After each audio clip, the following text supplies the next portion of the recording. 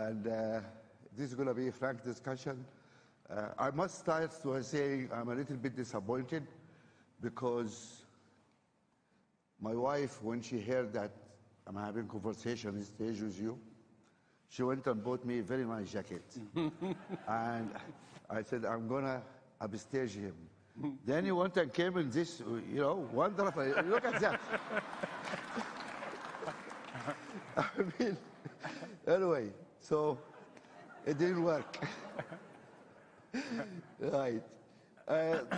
To really start, I have really three sets of questions. Some of them are global. Maybe before you start more, Please. You just said I said you should call me William, and you refused. Let me tell you of another incident. Yeah. I called the Secretary General of the UN, Guterres. So I kept on telling him, "Oh, Your Excellency, Your Excellency," and then he told me, "Please, you have to stop calling me Your Excellency. Call me Antonio.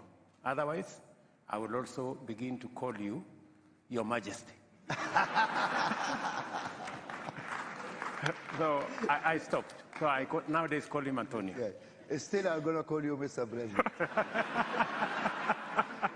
It's not appropriate. We are in Kenya and we are in a formal meeting, and I believe it's live on TV, I think.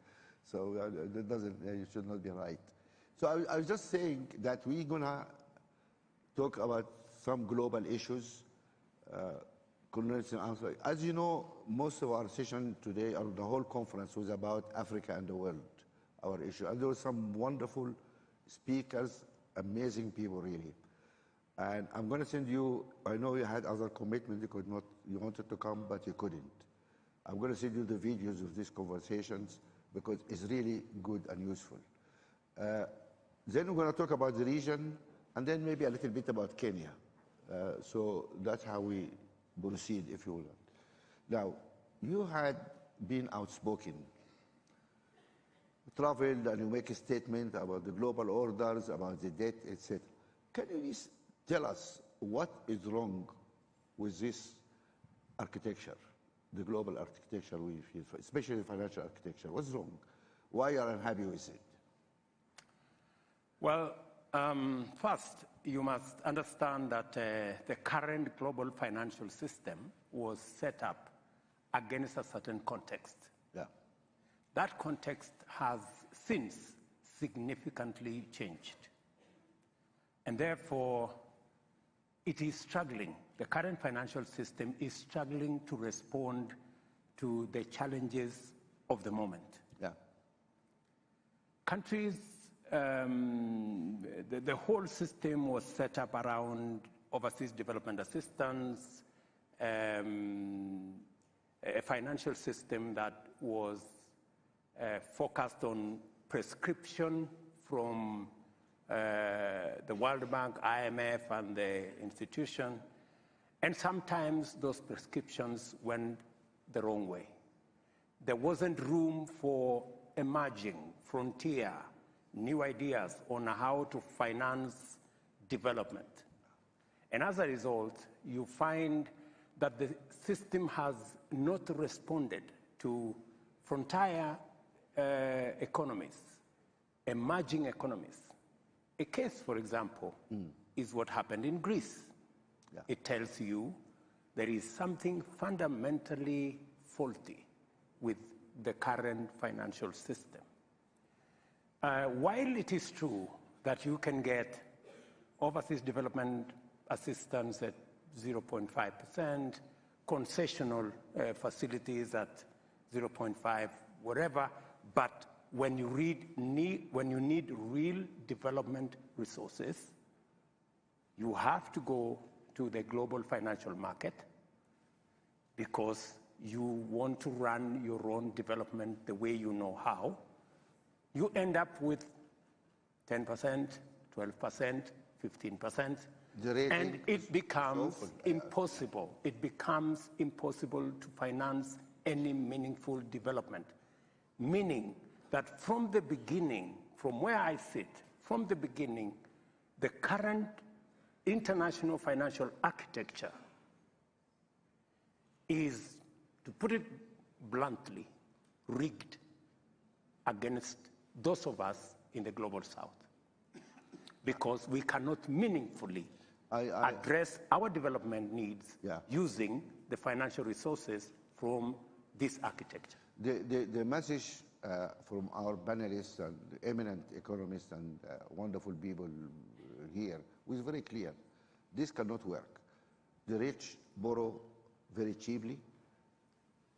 The poor pay incredibly. I describe it as, you know, mafia type of rate of interest. And it's ridiculous how you do that. And the rating agencies actually who put us all as sub-investment grade and say, oh, because those guys are risky and fall, blah, blah, blah. They're actually engineering our failure. And just to say, oh, I told you, you know, those guys are risky. Something has to be done there to be sorted out. People were complaining also about the speed of action. Whether it's Greece or Ukraine, money materialized somehow very quickly. Sri Lanka, Zambia, I mean, they have been in trouble for a long time. What is happening? Even this SDRs who made a big fuss about it, and it's very little actually, it's not a big deal. It's still stuck in the system, what to do, so this whole system needs really to evolve, and we agree with you. And when you see the debates you had here, that's going to reinforce your message. Besides the financial systems, you are holding, I was surprised actually, you are holding a climate summit here. Oh, you said it, a climate summit here in a few months' time, just a couple of months before COP. Let's be frank, you don't have trust in COP. Why are you having this just 2 months before COP? Because we tell Amina, look, Amina, we don't trust you guys. Where is Amina? Yeah, because you know, in the COP, there's thousands of people go, and then what happens? Then you find the Africans now to have their own summit, and tell us your story. Why you want to have this summit? I don't want to put words in your mouth, please, so you don't get in trouble with her. More, before I answer to the Climate Action Summit, which is going to be between the 4th and the 6th of September, I wouldn't go as far as you said, mafia. I hope not. Yeah, you shouldn't. You're a president. I'm not. Yeah. But I would say the following. I would say it is our responsibility. They say it is the wearer who knows where the shoe pinches. Yeah. So it is our responsibility to engineer the debate that will put on the table our perspective, our point of view on what kind of financial architecture, global financial architecture that would work not just for us, but for everybody. Yeah. Because it is true that you cannot continue to have the kind of inequalities that are there in the world, because that is why you have all this migration left, right, and center, and you can never have peace until everybody has peace. Yeah. Therefore, unless and until we have a financial system that works for everybody, that financial system, therefore, does not work for nobody. Yeah. Right? So it is the debate we must have, it's the conversation we must have, and we're not asking for an unreasonable conversation. As I said here yesterday, we are asking for an even, a win-win architecture that brings on board everybody and does not price others using risk. Oh, you know, Africa is risky, or you know, this is risky, or you know. In fact, we can authoritatively say Africa has the highest return of an investment. I don't know how that becomes risky. Let me come back to your climate. To climate. Why have the this climate? We have, as a continent, as people from the global south, we have attended COP 26, 27, and the conversation has been a good conversation. We are focused on adaptation. We are focused on loss and damage and that conversation. From where I sit, that conversation is structured from somewhere. It is not a conversation that we have generated from our end. We also have ideas on how we can fix this global problem.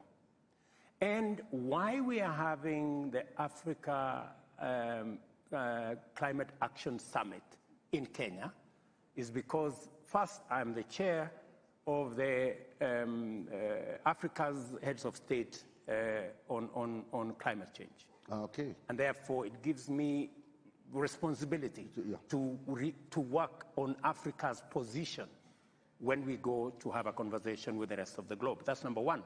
But much more importantly, yes, it's good for us to have a conversation about loss and damage. Yes, it's good for us to have a conversation about adaptation. But we need to have the more important conversation about climate investment.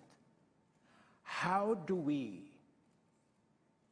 the real conversation is how to get to net zero. Yeah. That is the real conversation. Yeah. And investments on how to get to net zero, how to re-engineer the globe towards that direction. Investments that are being discussed is in the region of 150 trillion US dollars. The only conversation that is being discussed about loss and damage is 100 billion. It is not a tenth. It is not 1%.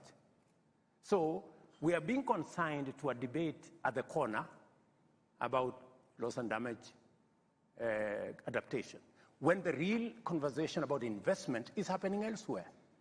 Why we are meeting in Nairobi on the 4th to the 6th of August is because we believe that it is no longer possible to continue to assume that Africa cannot develop and at the same time have resilient, climate-resilient growth. Because for a long time, people thought maybe it is not possible for us to have a conversation about development in Africa and at the same time to have a conversation about climate-resilient development.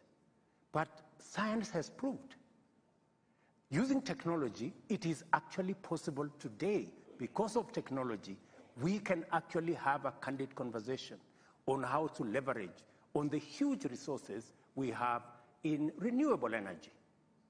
There were people who thought that it is not possible to decarbonize our manufacturing or to green our industrialization using green energy because it was expensive to have panels. It was expensive to have wind technology that could actually harness the huge resources we have in our continent to drive our development.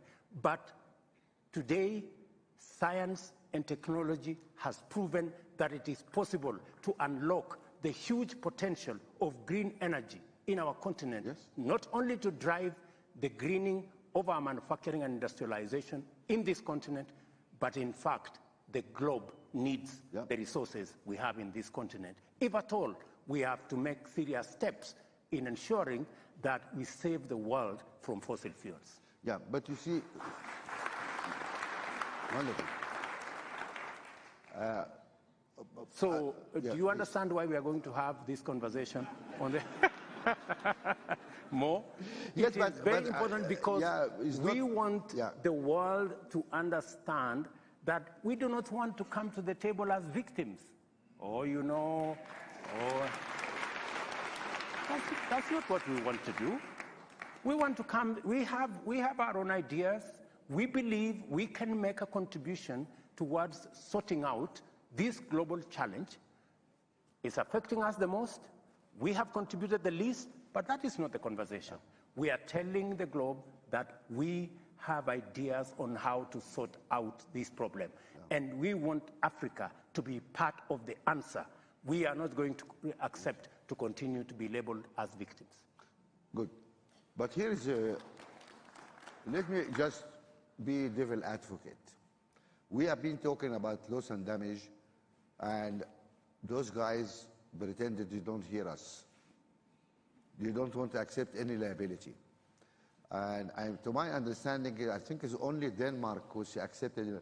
I mean, I am correct to say only Denmark accepted, and it was like a couple of millions, just some small, those guys refused to accept. Here is another proposal. Okay, you guys keep fighting the loss and damage. I don't believe those people will accept that discussion because they don't want to accept it. Here is another suggestion. Just look at what's happening now. On average, every American, man, woman, and child puts out 16 tons of carbon every year. Europe does 6.5. China does 6 to 7 tons per person every year. Here, we're putting nothing, very little. Some of us put half ton, some put 1 ton. South Africa is the only country in Africa which put something out, which is like 6 or 7, like Europe, or because it's using a lot of coal. But that's an outlier situation. 53 countries were not putting anything. How about this argument? The world today puts out 37 trillion tons every year. And scientists say, no. You should be maximum at something 24 if you want to move towards net zero. If we accept that number, we are 8 billion people on the planet. And if we are all equal, and there is a question here, if our friends accept that we are all equal, but let's assume we are all equal, then every man, woman, child in the world is entitled to 3 tons. How about this assumption? We say, okay, 3 tons is the limit. You guys put out in Europe 6 or 7 tons per head. You need to pay into that trust the excess, 3.5 tons per person, multiplied by 450 million, multiply the price per ton, you put this money here. The polluters have to put that money there by international agreement. That is the cost of you. You use something, you pay for it. And everybody understands that. You pay for what you use. Then a country which only emits 1 ton or 2 tons, we say, okay, wonderful. We owe you 1 ton per person. Here's the amount of money. We give you that money. And if we do something like that, enable us to deal with a number of issues, like the Amazon, like the Congo Basin. Everybody tell us, guys, don't touch this, we need it. You need it, pay for it. Yeah, because the whole world pay for that. So we need to create that legal trust where money will be given to the guys who are not putting the carbon out and taken from the guys. That creates a market incentive. My point of view is that those guys taught us about the market. And they told us the market, the power of the market, etc. Even our Chinese friend, and we have a dear friend from China today, told us China may be a communist country, but it believes in the market. Correct? He said that. Okay, this is the market. Let the market force play out. The polluters pay because they are polluting right now. And now they have the incentive to stop polluting because they're paying a lot of money. And the developing countries, which are not putting anything, have good incentive to keep receiving money and to stay as good guys and go green. Why aren't we deploying the market forces and producing some kind of a global system where the polluters pay for what you use? And the guys who are going green receive compensation for that. If we look at that, The countries which are actually affected by climate change are all poor countries. And they are all non-polluters. Then they're going to receive a lot of money. Guys, go and build your resilience and go green, etc. That is a very simple thing. And then people don't treat payments as charity. I think the problem is the polluters. When they say, oh, give you $100 billion, in their mind, it's a charity. You know, okay, I'm going to help you guys, you know, you are victims. But, you know, this year we have crisis here, we have COVID, we have that. I cannot do it. But if it becomes a legal agreement, it's something, it's not a charity. You pay for what you use. Would that be something we Africans should advocate? We say, guys, just pay for what you're doing. Instead of thinking that you're giving us charity. It's not a charity. Anyway, something to think about. But what is important, I think, is to try in your summit to develop a coherent African voice. We need one coherent African voice. 1, 2, 3, 4. And instead of going with 54 very weak voices. That's how to amplify, and I really look forward for that. Thank you. So that was about climate, and we talked about the rigged financial system. Then actually, the global order, or maybe you call it now global disorder, things are different now. And polarization, you know, the things are changing around us. How Kenya is going to navigate now when you have all these competing powers and a lot of antagonizing going on between these powers? I imagine you are pulled this way and you are pulled that way and you pressured here, pressured. How are you going to navigate that to maintain the best path for Kenya? Well, I think let me, you made a very powerful point. I don't know why you don't want me to respond to it, because... Oh, no, you're free to respond to anything. Did I stop him responding? You have because the mic. You have made a very powerful point about emitters and what do we do about this whole space where we're having a conversation and it's not quite coming out, and it's looking like, as you put it, it's charity. We're trying to help those guys. They are victims. You know, they are affected. That kind of conversation. And I really wish what you're saying would happen, because Kenya would be among the countries we would be receiving a big check, because our grid is 92% green. So we would be looking at that opportunity. But because of the way things are, you know, and we have to be brutally realistic about what is it that we need to do. I think the first step, even before we go that far, is we need to do carbon pricing. Yes, absolutely.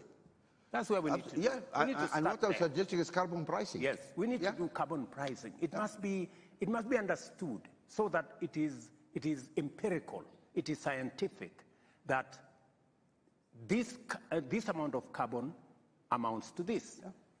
Step 2, we need to work on carbon markets. That is all we're asking. We need to work on carbon markets. And these carbon markets must be worked on with integrity.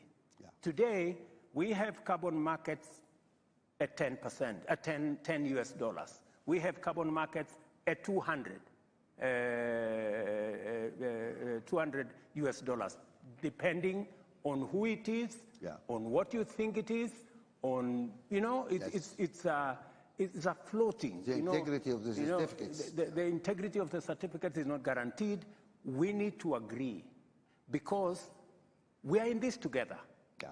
And I think that the sooner we all realize that this is not us versus them, this is us on one side and existential threat on the other side, then we will put our act together. Once we work on carbon pricing, once we ensure that there is carbon, the carbon credits have integrity, once we work on carbon markets, then we move to the next stage And we must, countries, continents like ours that are sequestering a lot of carbon, there must be a consideration, you know? I was having a conversation with President Museveni. He's a good old man. And we were having a conversation about what do we do? Excuse me, you said good old man? I'm not trying to cause trouble, but I just... I was having a conversation with him because he's my neighbor. I know. And I was in Uganda the other day. So we were having a conversation and he was telling me how he's working on making sure that he gets the oil out of the ground. He's working on a refinery. He's working on a pipeline. In the context of all this fossil fuel climate change debate, and I was asking him, how are we going to, you know, to marry what we're doing, what climate change? And he was saying, up and until somebody tells him why he cannot use his fossil fuels, and who is going to compensate him for not using his carbon fuel, while others have used theirs and developed their industries, then he will continue until somebody convinces him otherwise. I understand. And I find that conversation, you know, you cannot argue with him.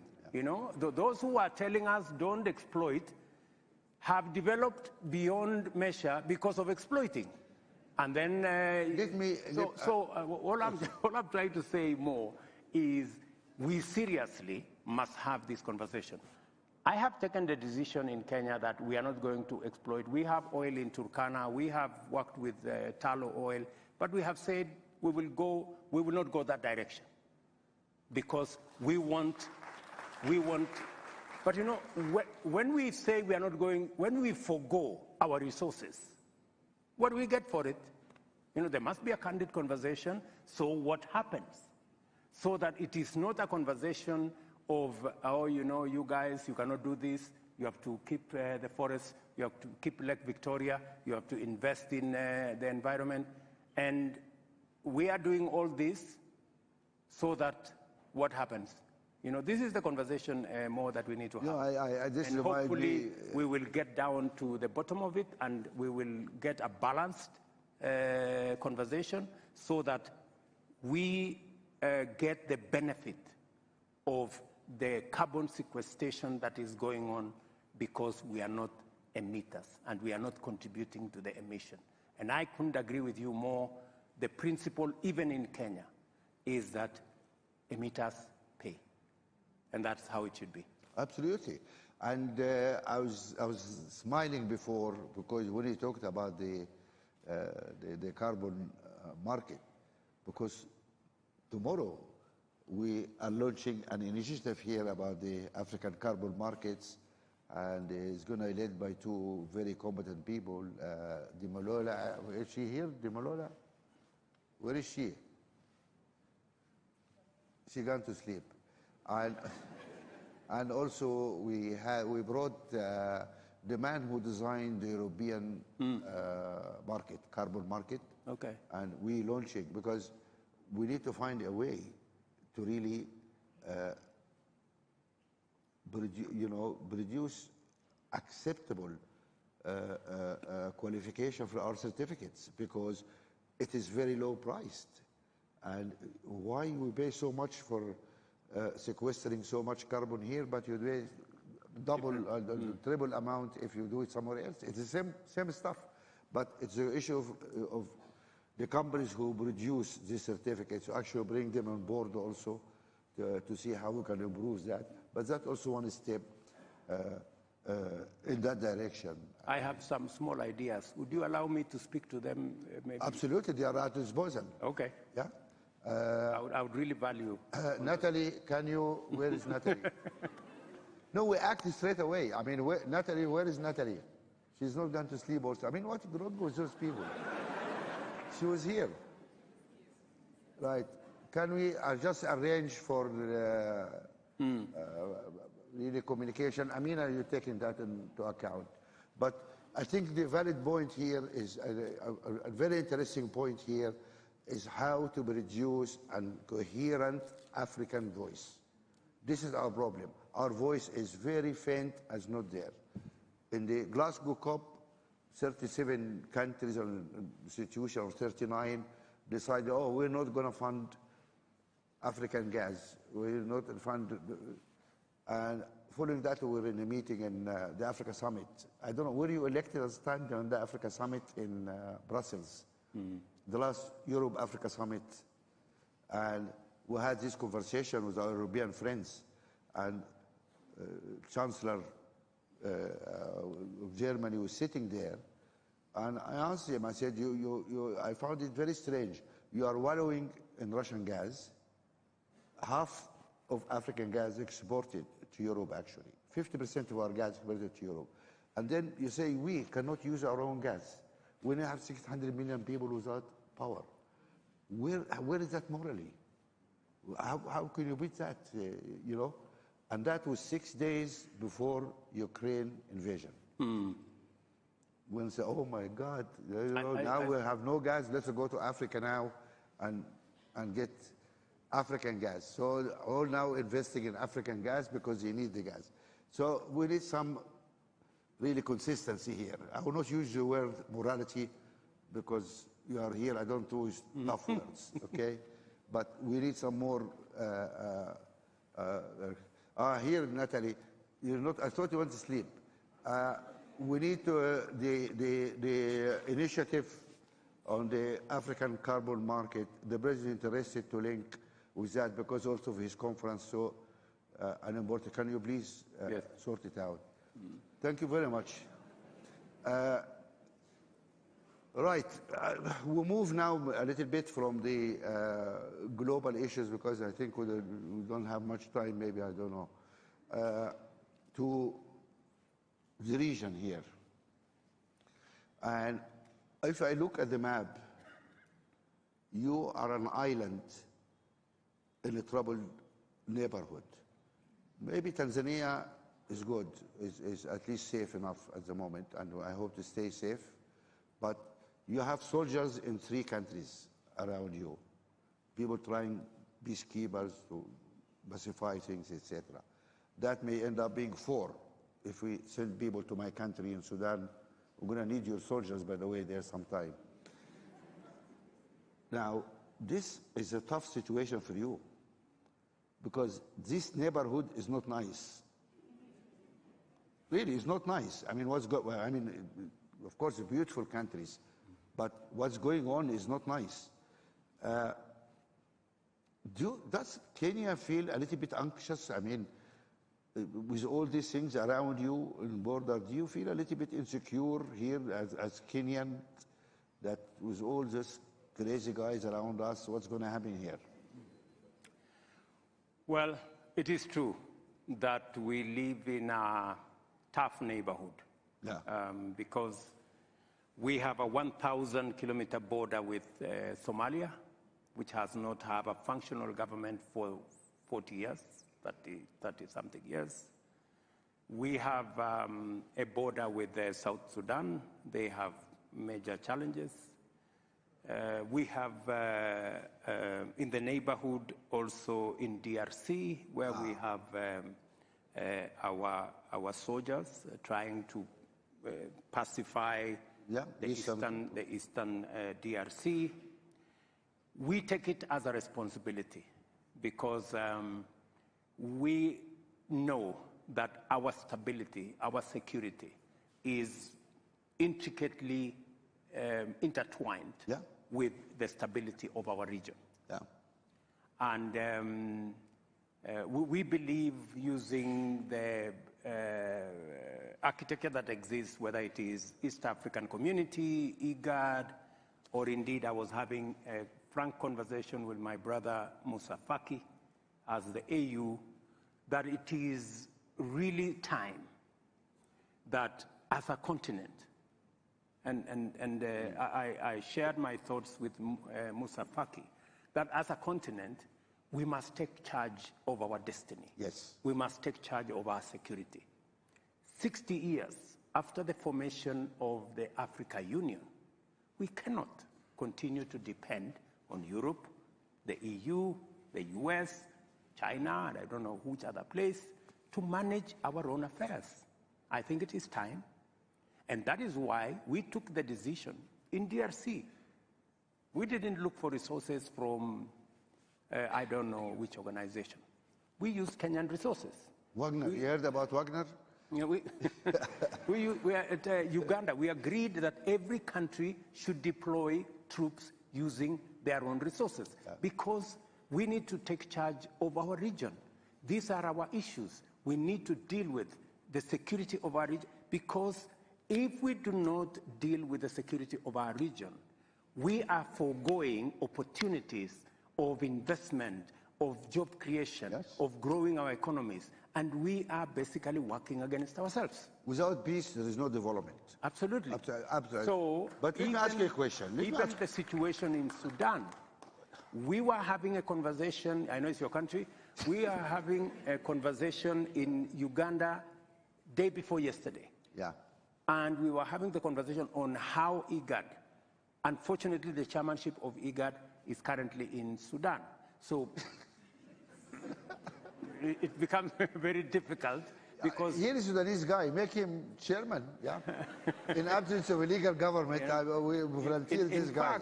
In fact, when Sudan was given the chairmanship, it was because of Hamdok here, when it was a civilian government. But now we have a general, you know? So that is our region. So we were having that a candid conversation because we believe it is our responsibility. Yeah. We were having a conversation with Musa yesterday because we believe as AU, we should sort out these problems. Let me ask you a question here. And we have what it takes to sort out these problems. That's wonderful, but instead of one country bearing the brunt, I mean, this is costly also. It is. Developing your boys to go and do this, I mean, it's very costly. There was a proposal many years ago, and correct me if I'm wrong, our chairman. You guys decided to have a standing army for Africa. And that was many years ago. Where is that army? Why? That was a decision made.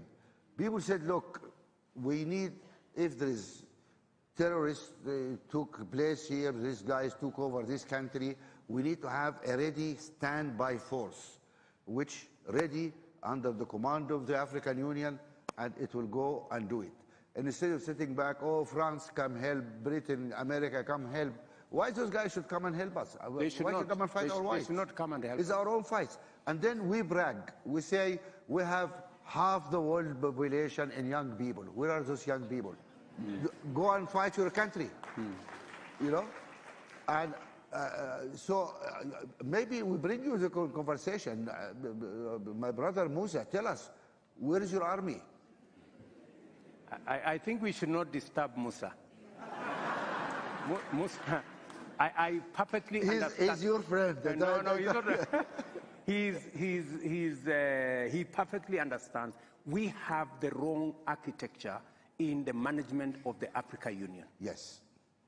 Yeah? I'm glad you said that. Yeah, okay, not me. Yeah. Musa Faki, who is the chair of our African Union Commission, can do very little because we have retained all the powers as heads of state. Right. And yet, you cannot run one country and run the continent of Africa. Right? We seriously need an interrogation of the management of the African Union.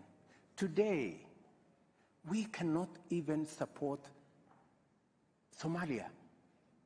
We are waiting for EU to give us $85 million. $85 million. You know? We cannot fund it as AU. It is stupid. I mean, my brother, it is madness. So the are operation... you telling me 54 countries, 60 years after independence, they cannot manage 85 million to sort out Somalia, which has no government? Let me... I just want to ask him, sorry, I want to ask you a question. He's my brother, but we need to talk frankly. How many African countries did not pay their dues this year? Please tell us. Don't name, but tell us how many. How many countries did not pay their contribution? The contribution this year. Majority paid. This is the answer of a diplomat. Yeah, let us not put Musa in trouble. No, but these are facts. It's not, I mean, I'm not naming countries. I'm saying African countries do not respect their own union. If you don't respect your own union, nobody respects you. Full stop. And then, the same guys who don't pay their contribution, they go to this international meeting and say, oh, African sovereignty, African solution for African problems, Africa this, Africa that. Come on, guys. What is this? We need to be credible. If we believe we have an African Union, we need to have an African voice, we need to do it. My understanding is your operational budget, my brother, is really paid by the European Union. This is a fact. This is a public knowledge. It's not secret or whatever. We are not paying for our own operational budget for African Union. We are not. And then we said, okay, we're going to have a standing army under the African Union. And we went and talked to Europeans with big arguments about, oh, we don't give arms, we don't. Ukraine changed all that. Now, Europeans are willing to give arms if needed. And we say to them, instead of sending troops, come and arm this Africa Standing Force. That solve your problem, solve our problem, and you guys don't like Wagner. That's the way not to get Wagner. Our boys go and do the fight, but we need the helicopters, we need... Let me say this more. Yeah. Let me say this to save our face. Yeah. That you started this, not me. Yes. We have a challenge. And the positive thing is that there is a realization that it cannot continue this way. What are you going to do? How are you going to fix the African Union? It cannot continue this way. How are you going to fix it? We have what it takes to fix it.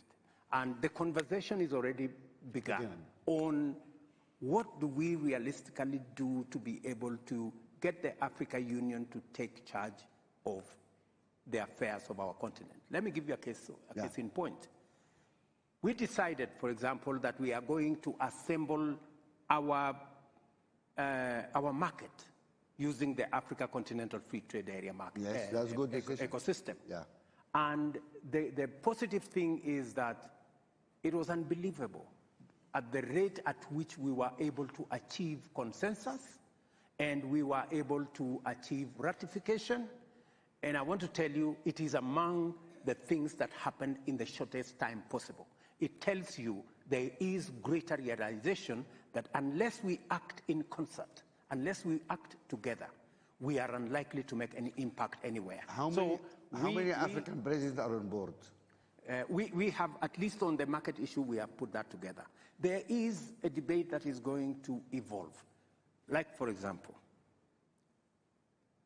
we have also decided that it will not going to be business as usual. We have these meetings, Africa, US meeting, Africa, Europe, Africa, Turkey, Africa, India. Now we are waiting for, there is another one, Africa, Russia. And Africa, Japan.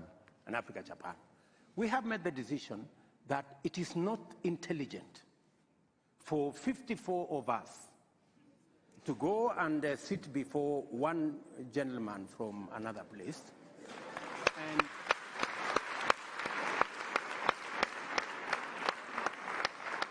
I mean, and sometimes we are mistreated. Yeah. You know, we are loaded into buses like school kids. You know, and it's not right. Well, you are summoned. You know, it's not right. So the decision that we have made as AU is that going forward, if there is going to be a discussion between Africa and any other country, we are going to be represented by the chair, the outgoing chair, the income, the bureau. Chair of the commission or the chair? And the chair of the recs, and we have 5 recs. That should be sufficient for, I mean, a meeting of maybe 6, 7. Yeah. That should be able to represent Africa. And that is the position I am taking as the president of Kenya. For any other meeting that we are going to have with all these requests, that we have a meeting between Africa and one other country. We respect the sovereignty of others. I think to ask for reciprocation is not to ask for too much. No. And for us to agree that let us have this kind of setup. The only, because I had a conversation with President Kagame, and he actually led that particular position. I have had a conversation with Prime Minister Abiy. He believes very strongly that that should be the position of our continent. Because, as you have said, if we don't respect ourselves, nobody is going to respect us. And we should be able to take that kind of decision. Yeah. And part of that respecting ourselves is when we say African problems, African solutions. We must be serious about the solutions. It cannot be rhetoric. It cannot be talk. It must be accompanied by what realistically and practically we are doing. And what is our capacity? Yeah. No, this is wonderful, but just one question. Why are you having this discussion in closed rooms? Why don't you bring civil society, all those people in this discussion? Because we can also put pressure on our leaders or whatever to behave in a better way. African people need to tell their presidents, we care about Africa. That should be a priority. Unless we act really together, it doesn't work.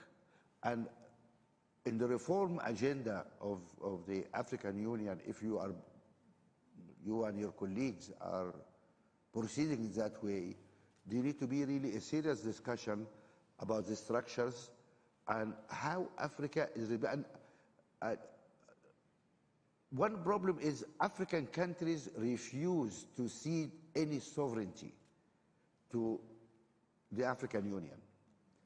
So African Union cannot sign a trade agreement in behalf of Africa. Then the African Union go and meet the European Union. This is not balanced. It is not. Because those guys had 27 countries, gave them sovereignty. Yes. But our guys here don't want to give any sovereignty, cede any sovereignty to the Union, as if, you know, this is something very fantastic they have to keep. When countries like Germany, like big countries, agreed to cede sovereignty to the collective body because they are smart, they think when they are together, they negotiate better deals. Are you saying? The only stupid guys, unfortunately, are the British, who left that collection. But look, I'm free to say that because I'm also a British citizen, and so I have my views about what's happening in Britain. I know we have British. Jane is there, the High Commissioner, and the Archbishop. And I have the minister here also. But do you agree with me it was a mistake to leave the European Union? You agree? You're going to lose your job, I think. Anyway, BBC is not here, don't worry. Nobody watch Kenya TV, so don't worry.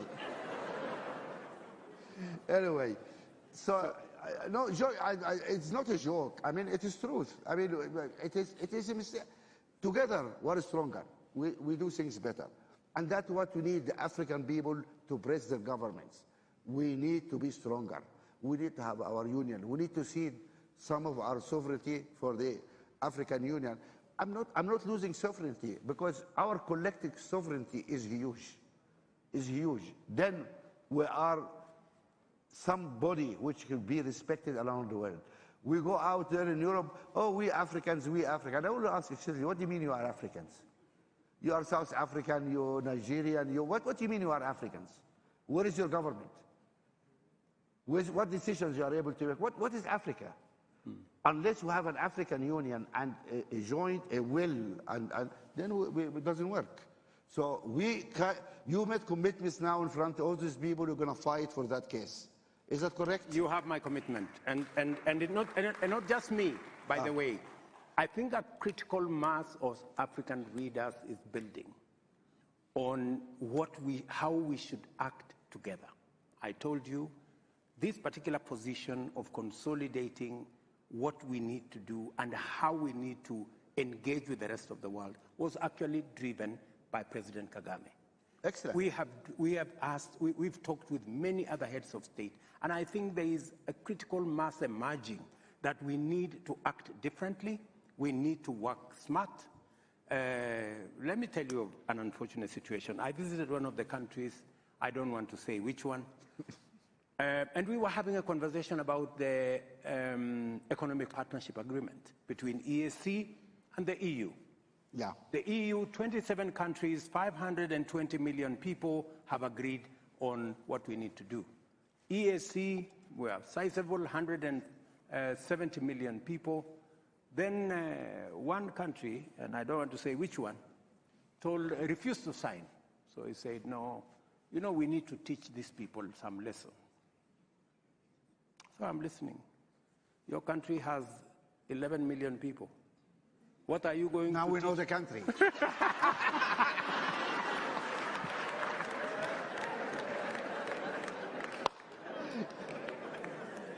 Anyway. So what are you going to teach 520 million people who are supposed to serve as your market? Really? So sometimes we undermine our own case because of not acting properly. So I want to promise you that it is our challenge. The realization alone that we have a problem is halfway the solution from where I sit. So we know that we have to change stuff.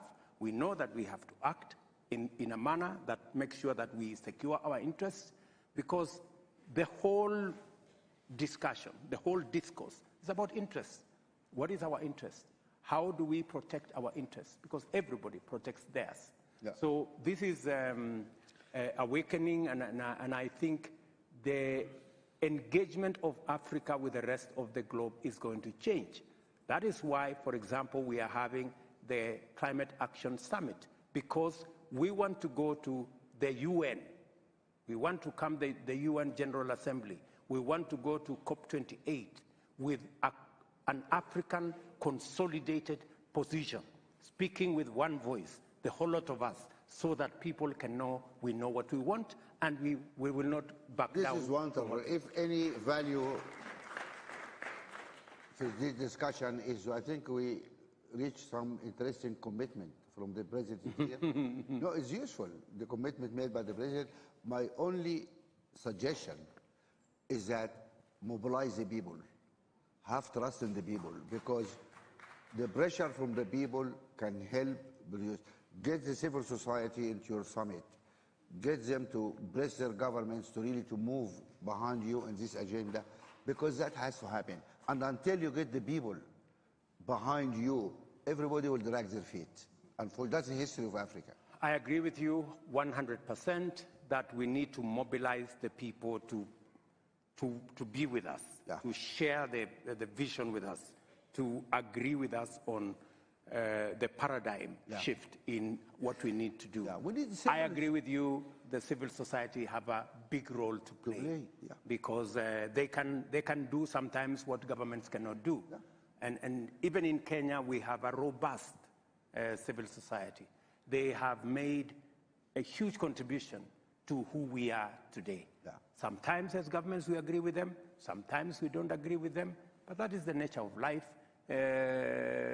All I ask of our good friends in the civil society space, including you, Mo, is always to look out for the interests of the people of our continent, and not sometimes to play to the gallery of the people who pay your check.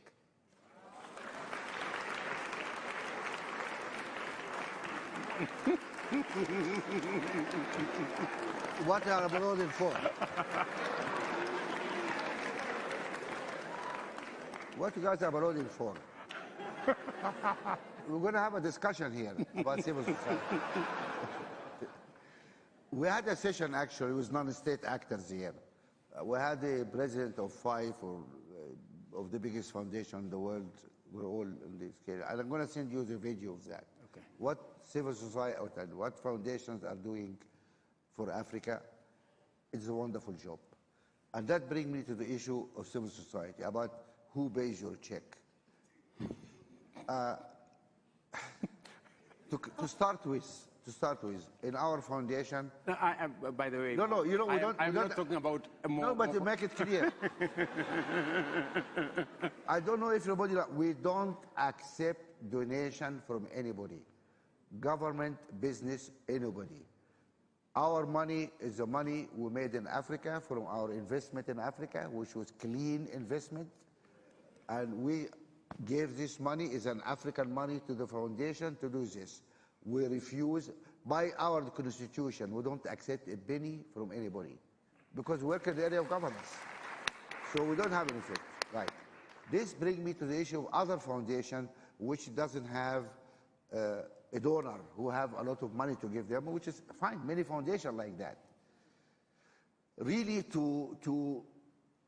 what bothers me is that if a foundation, not every country, but many African countries, if a foundation receives funding from external source, it is no.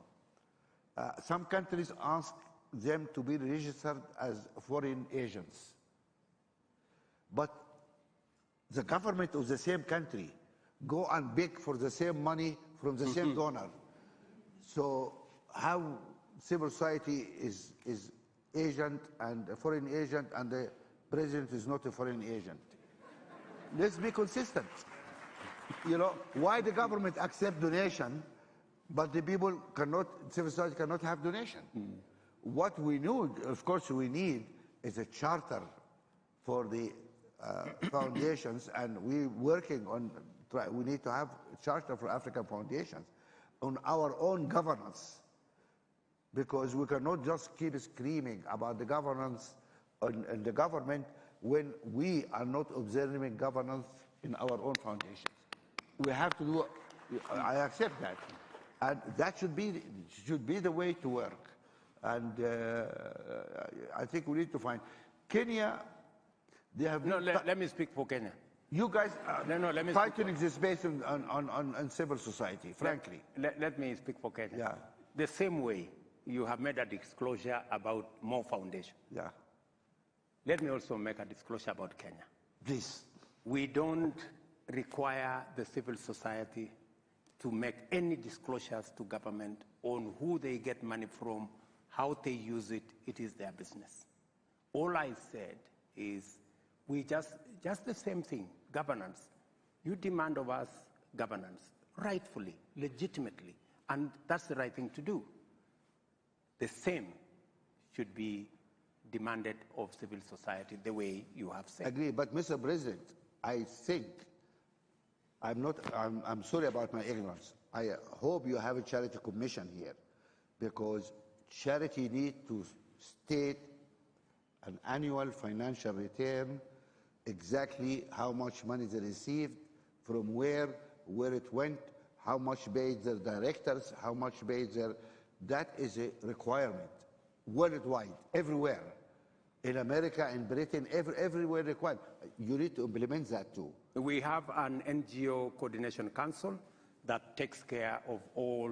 You need to do that, because that removes the fog and suspicion. Yes. Here we are clean, we're doing the right job. I think that's good for both sides.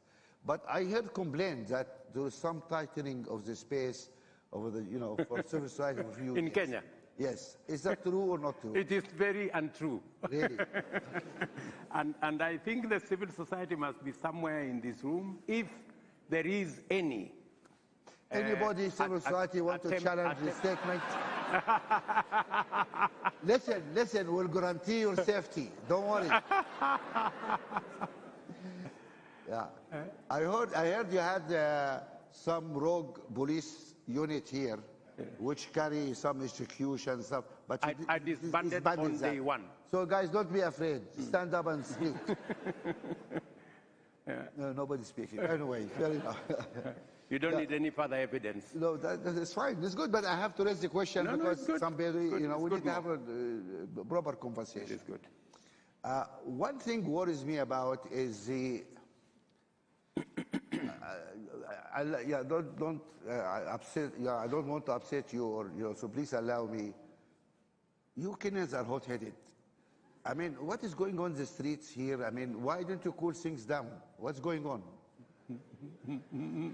Convoys here and tear gas and this. What is, why don't you, you can see, I call you hot-headed. I call our people in Sudan stupid and criminals because we went too far. You look at our example and, cool it down. I mean, why aren't you talking to each other? More. You see, we have a constitution that provides for how we conduct ourselves. We have institutions that make sure that everybody lives by the rules and operates within the parameters of the law. We had an election, and it was observed by the international community. It was accepted. In fact, my predecessor said, I think a day ago, that he handed over to the gentleman who won. Yet his candidate, the candidate he was supporting, is in the streets complaining that the election, he doesn't know how the elections went. So if the chairman of Azimio, the former president, has told the country that he handed over to the gentleman who won, yet his candidate has a problem with who won the election, I think they need to have a small conversation between the chairman and his candidate to tell him, gentleman, I handed over to the gentleman who won, let us stop the demonstration. But that's not happening. But that's not the case. I did take the step, as president, to deal with the situation because they raised 4 issues. Issue number 1, the high price of food commodities. You know as much as I do that that's not a Kenyan problem. But I said, okay, let's have a conversation. They raised number 2, that that they're not satisfied with the outcome of the election. We all went to elections. The international observers were there. It was validated by the institutions of government, the institutions of the Constitution. The Supreme Court validated. 5 months after the election, they said, there is a whistleblower who has now said he has given different results. In which country more is elections determined by whistleblowers? I don't think there is any such country. But I took the step to say, okay, let us create a framework. I reached out to the opposition and said, let's have a framework where we can have a conversation about the issues you are raising, right? And I extended an olive branch. I went on national television. I offered, said, let's have this conversation. They accepted that let's have this conversation. And before the conversation could start, they said, no, we don't think you are sincere. We don't like one of your members. They didn't like, I saw the paper. If you are having a conversation and you need everybody on the table, you cannot say, I don't like so-and-so. It is the reason why we are having a conversation, because we don't like one another,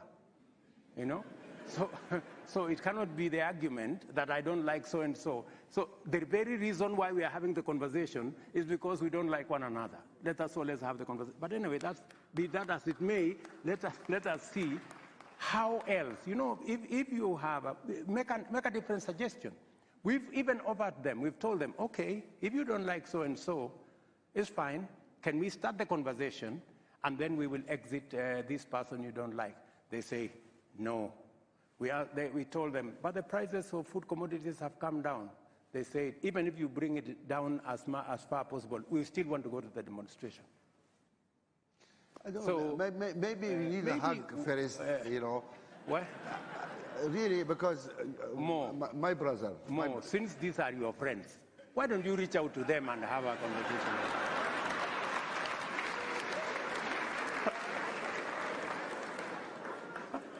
You are all my friends. Yes, we are. You are my friend, and Uhuru is my friend, and Raila is my friend. Correct. We're all brothers. Correct. Okay? I already reached to our brother Raila, and I'm inviting him to come and have lunch. I said I'm going to buy him a great lunch. Please. To come. I don't think I don't know where is he. I haven't got confirmation yet. Because I would like to meet him. Uhuru, my other brother, unfortunately, he's changed his mobile number. I cannot reach him. So if he hears us here, Uhuru, give me a call. Yeah. No, because we need just to talk I will as look brothers. for his new number and give you. You have his number? I will get You it. are friends then. Yeah. No, because to be honest, and please forgive me, I'm not a Kenyan, but maybe it's much easier for me to say this because I'm not party to what's going on here. Please, guys, you have kids need education, you have people need food, you have jobs, you have a lot of issues important here. All this is hot air and squabbling or boisterous. Let us work for Kenyan people. Absolutely. So just fairness, I'm not party to any of this, you know, but we need to find a way to really hug and talk. That is, I saw the Archbishop of Canterbury is here. Is he sitting here? You have a job here to do. I mean, and he's the our friend. Archbishop, that's your job. You need to go and get people, hug them, and, you know, do a prayer or something. I mean, come on. Yes. Is that a reasonable request?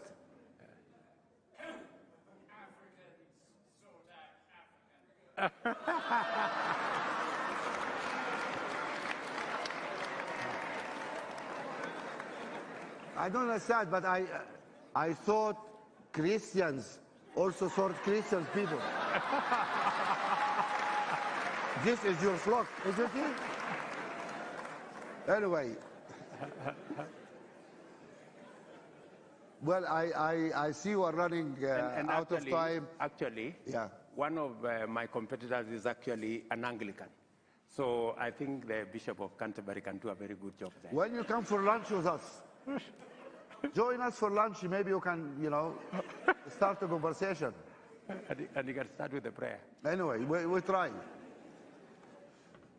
I mean, when we couldn't do it, then we hope God can do it for us, you know, but he's reluctant, you know, so what you do. I don't want to take too much of your time, but before I go, just another personal question. I hope you don't mind. It's okay, Mo. My daughter the other day, you know, she told me, do you mind if I call myself first daughter? And I said, what is first daughter? She said, oh, you're going to meet President Ruto? I said, yes. She will ask him, what's it first daughter? What is this first daughter thing? Do you have a first daughter? I think, Mo, you are harassing me. I'm not harassing you.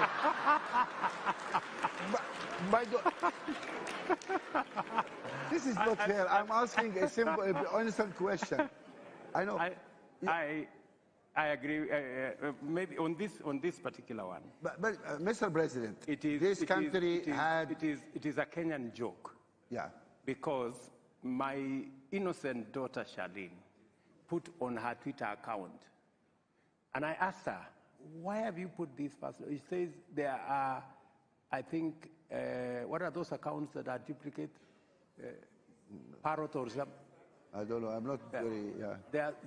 There are so many accounts in her name which she has nothing to do with. I see. Fake accounts, yeah, okay. Fake accounts. So I told her, but you know, this will be misinterpreted to mean something else. But she says, that's how I have chosen to do it. And I think let us just leave that to be. So, okay. But are you telling me that you have no intention of creating a third dynasty here? I think I think the people of Kenya have moved on. And my position is that if you look at the way I look at how we should move, inclusive growth, inclusive development, if you look at my political philosophy, I do not believe that everything should rotate around the president, even if that is William Ruto. Members of my family are not participating in any politics. And I'm not saying that they should not, if they want to, but they should. But I have made the conscious decision that it is enough that the people of Kenya have given me the honor to be president. It is not in my place to use it to promote my family. It is in my place to use it to promote the children of other people so that they get the same opportunity like the one I have gotten. And that is why I have a very big argument with some of my competitors who use the office they get whenever there is a nomination. They nominate their daughters, nominate their cousins, they nominate. I don't think that's the best way to use opportunity. I think opportunity should be spread. If you have gotten an opportunity, reach out to somebody else to give them a lift, to give them a hand up, so that they too can become something. It shouldn't be just around your family. This is a wonderful statement, and it is recorded. Yes, it is. 8 years from now, we're going to play it back. Very good. Because many African presidents say good things at the beginning of their time and then change later on, but we believe you're going to stand. I don't know if I should say this or not, but one African president, probably a friend of yours, 40 years ago, wrote a book and said the problem with this country is every president who wants to come here doesn't want to leave. He has not left for 40 years now. I tried to send him a copy of his book with his ambassador. He said, no, don't give it to me. He said, oh, he's going to fire you if you hand this over. But anyway, but we have the statement here in front of everybody. There is no new dynasty. There is no junior, Ruto Jr. or first daughter, stuff. I don't mind. I have to ask this question. No, if I don't ask more. Yeah. Please, you're free to ask me any question. But I'm not harassing you. Because I'm harassing you. I'm not. With a light touch. And I'm going to revenge. Oh. That is serious. Really, you have been a wonderful, really guest in our discussion, and we thank you very much, Mr. President. Please.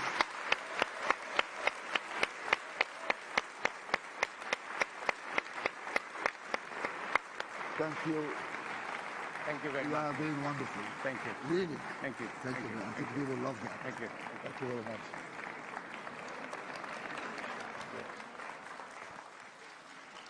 Ladies and gentlemen, ladies and gentlemen, another hearty, warm clap for Sir Mo Ibrahim and His Excellency, the President, Dr. William Samoei Ruto.